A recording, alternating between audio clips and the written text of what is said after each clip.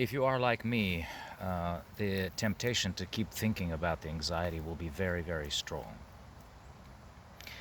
It turns out that anxiety, actually any negative emotion, is addictive.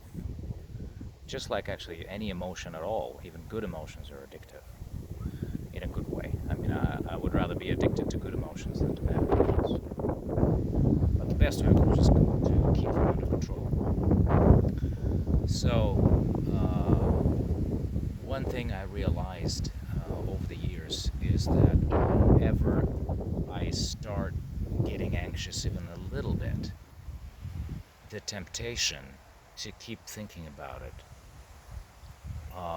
will grow exponentially the more I put my focus on the anxiety. Put it, to say it simply, it's something like this. To put it simply, I start thinking about something.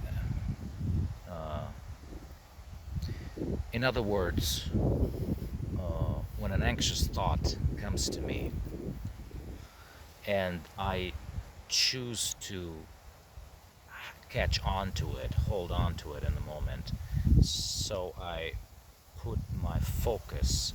I see this thought and I put my focus on this thought. I choose to do it. That moment, the temptation to keep thinking rises almost, it just rises exponentially. It becomes so much more, much harder to stop thinking about the pink elephant after that point. So, but if the anxious thought comes, you notice it and you choose to put your focus on something else. And I'm going to talk about it more in detail about what to put your focus on, because I've been using that. Then this initial momentum of the temptation does not happen that fast at all. In fact, for instance, let me give you an example. We're having some people that are trying to escape a very dangerous place now, and every time a thought about them comes into my mind, I do feel a little bit of anxiety, but it's not overwhelming at all at first. Just one thought won't do it. But the moment I see this thought, put my focus on it, catch on to it, dwell on it, the more anxiety, the feelings of anxiety, they actually rise. I can almost feel them rising in my soul, in my heart, and becoming more and more of a cloud, dark cloud of anxiety.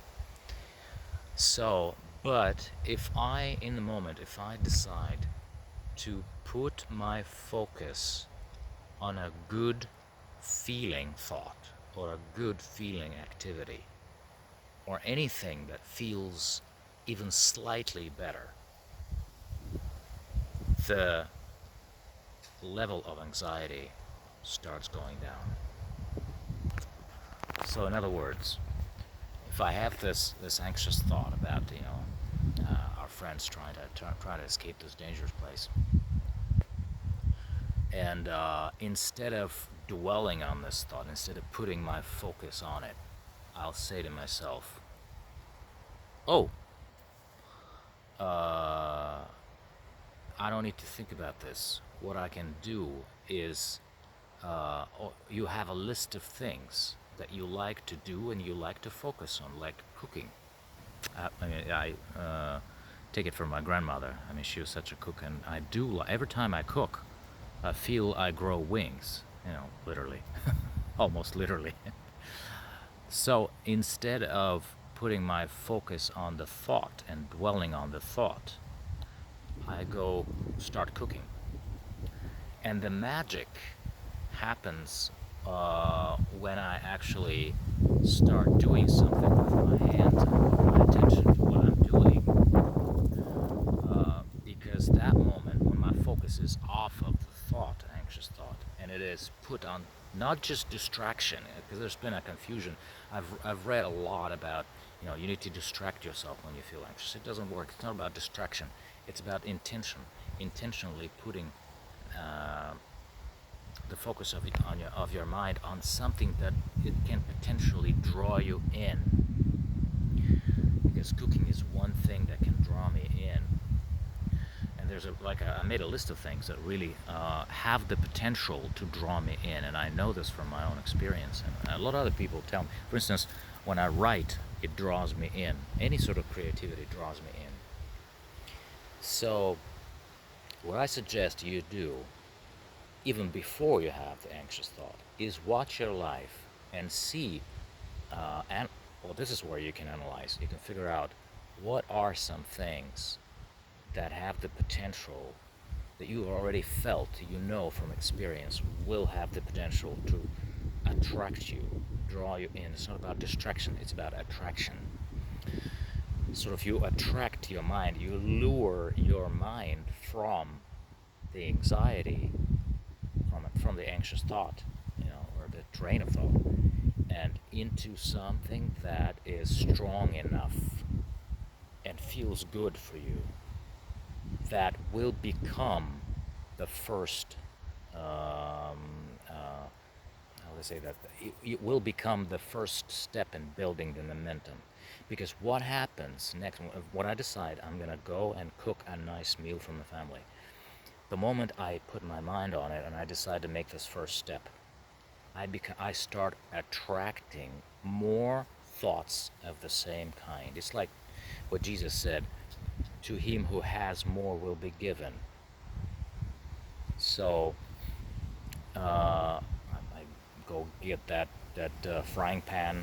I get the vegetables. I take my beautiful big heavy knife and I start chopping up the onions. And I immediately I see that my focus is changing, and I start drawing thoughts of a different nature, of a different character, a different feel, just because I have chosen to focus uh, on this good feeling activity and good feeling thought about, oh, I'm gonna go cook. And cooking is just one thing out of my list. One other thing I love putting my focus on in the moment when I have some anxiety is laughing. I don't know. There's something about laugh that is able to pretty much burst anxiety into smithereens almost immediately. So I have a few good feel movies, comedies that I like to rewatch, and I usually like to put them on when I cook something. So I like killing two birds with one stone. And I don't even look at the screen. We have this big screen in the kitchen area. I don't even look at the screen because I know this movie almost by heart. But I'll be chopping my vegetables, meat, etc., and standing and stirring and stir frying, and I hear this at the background. I hear those funny lines. I hear the music, and what happens for me is that the intensity of good feeling activities kind of get doubled. They multiply, they add up, and they create more of a momentum. So what happens in my mind at that moment is that the mind becomes a magnet. It starts attracting more of the things that I choose to dwell on. So the key is, what do I choose to dwell on whenever I have the first anxious thought? So what I suggest you do is you go through your life, like scan your life, see what things you love doing, and maybe you're good at them already, and the things that have this potential to draw you in and attract you like a magnet if you start doing it. And if you miss the momentum and this first anxious thought came and you made a mistake of you started thinking about it, it is okay. It's totally okay. The key is whenever you catch yourself doing it, you just stop. Don't dwell on it. Go to your list of things. I mean, mine is about 15 points. And look at it and say, what can I do now? I can go for a walk and find 10 things to be grateful for. I can go cook crepes, make crepes for my family, and I'll watch this movie